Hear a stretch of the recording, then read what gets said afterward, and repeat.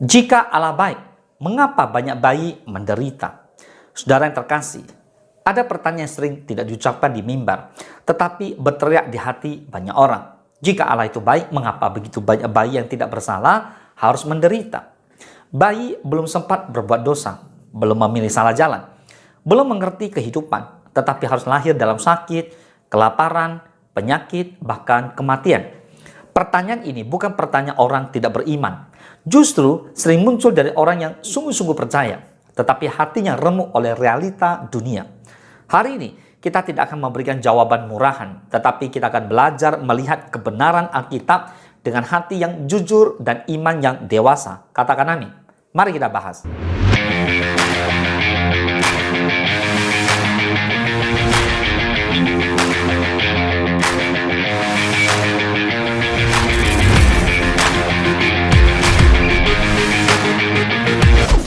Allah tetap baik meski dunia tidak lagi baik.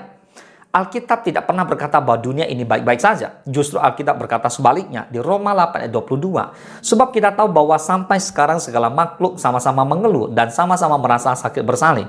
Dunia ini rusak bukan karena Allah jahat, tetapi karena dosa telah merusak ciptaan. Penderitaan bukan bukti Allah tidak baik. Penderitaan adalah bukti dunia sudah jatuh dalam dosa. Sejak kejatuhan manusia di Kejadian 3, penyakit masuk, kematian masuk, ketidakadilan masuk, alam tidak lagi sempurna. Nah, bayi menderita bukan karena Allah menghukum bayi, tetapi karena bayi lahir dalam dunia yang sudah rusak. Di Roma 5:12 berkata, sebab itu sama seperti dosa telah masuk ke dalam dunia oleh satu orang, dan oleh dosa itu juga maut, demikianlah maut itu telah menjalar kepada semua orang, karena semua orang telah berbuat dosa. Dosa memiliki konsekuensi kosmik, bukan hanya pribadi. Allah tidak pernah berdiam diri terhadap penderitaan. Kesalahan terbesar manusia adalah mengira Allah jauh dari penderitaan.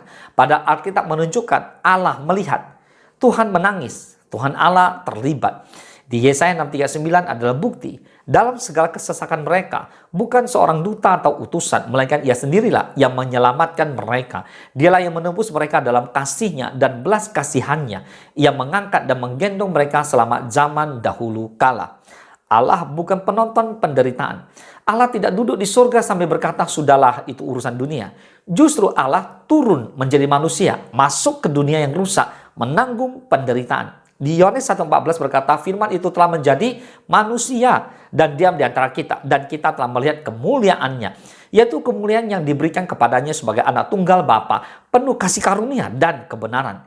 Lihat jelas di Yohanes 1:14 ini, firman Tuhan telah jadi manusia dan diam di antara kita, Bapak Ibu semua. Oleh sebab itu, Yohanes 1:14 ini kita belajar bahwa Yesus lahir sebagai bayi dan hidup di dunia yang sama kerasnya dengan dunia kita. Yesus sendiri adalah bayi yang terancam menderita. Mari kita jujur, kita lihat. Yesus tidak lahir dalam kondisi ideal. Yesus lahir di kandang domba, diburu dan dibunuh hampir. Yang mau dikejar-kejar, mau dibunuh oleh yang namanya Herodes. Menjadi pengungsi sana-sini, nggak karuan, lari ke Mesir dan sebagainya. Lalu menyaksikan, lihat bagaimana pembantaian bayi terjadi di Bethlehem. Matius 2:16, ketika Herodes tahu bahwa ia telah diperdayakan oleh orang-orang Majus itu, ia sangat marah. Lalu ia menyuruh membunuh semua anak di Bethlehem dan sekitarnya, yaitu anak-anak yang berumur 2 tahun ke bawah, sesuai dengan waktu yang dapat diketahuinya dari orang-orang Majus itu. Lihat, Herodes begitu marah sampai bunuh semua anak-anak di Bethlehem. Saudara, Allah tidak menghindarkan anaknya sendiri dari penderitaan dunia. Ini penting. Karena Allah tidak menjanjikan hidup tanpa penderitaan. Tapi Allah menjanjikan kehadirannya di tengah penderitaan. Penderitaan bayi bukan akhir cerita di hadapan Allah. Manusia melihat penderitaan dari sudut waktu yang pendek. Tapi Allah melihat dari kekekalan. Makanya di 2 Korintus 4:17 berkata, sebab penderitaan ringan yang sekarang ini mengerjakan bagi kami kemuliaan kekal yang melebihi segala-galanya. Jauh lebih besar daripada penderitaan kami. Saudara, Allah memegang jiwa bayi-bayi itu. Yesus berkata di Matius 19 ayat 14. Tuhan Yesus berkata, biarkanlah anak-anak itu, janganlah menghalang-halangi mereka datang padaku. Sebab orang-orang yang seperti itulah yang empunya kerajaan surga. Katakan amin. So, Alkitab memberikan sebuah pengharapan bahwa Allah itu adil.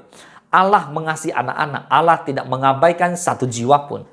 Saudara, Tuhan bisa memakai penderitaan untuk membangunkan hati manusia. Ini bagian yang sulit. Tetapi jujur, seringkali penderitaan membuka mata manusia, menghancurkan kesombongan, menggerakkan belas kasihan, dan membawa pertobatan. Roma 8:28 kita tahu sekarang bahwa Allah turut bekerja dalam segala sesuatu untuk mendatangkan kebaikan bagi mereka yang mengasihi Dia, yaitu bagi mereka yang terpanggil sesuai dengan rencana Allah. So bukan berarti penderitaan itu baik, tetapi Allah sanggup mengerjakan kebaikan dari sesuatu yang tidak baik atau jahat. Nah, Bapak Ibu semua, jawaban terakhir bukan logika tapi salib.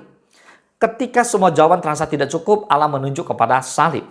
Ia tidak menyayangkan anaknya sendiri, tetapi ia menyerahkan bagi kita semua. Bagaimanakah mungkin ia tidak mengaruniakan segala sesuatu kepada kita bersama-sama dengan Dia. Saudara, ia yang tidak menyayangkan anaknya sendiri. Salib berkata Allah tidak pernah acuh, Allah tidak pernah jauh, Allah bahkan tidak pernah kejam.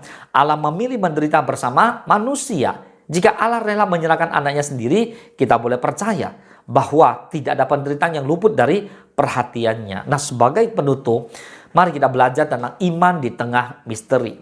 Saudara, kita mungkin tidak mendapat semua jawaban sekarang, tetapi kita mengenal pribadi yang memegang masa depan, yaitu Yesus. Di Mazmur 34:19 berkata, Tuhan itu dekat kepada orang-orang yang patah hati, dan Ia menyelamatkan orang-orang yang remuk jiwanya. Jadi Tuhan itu dekat kepada orang-orang yang patah hati.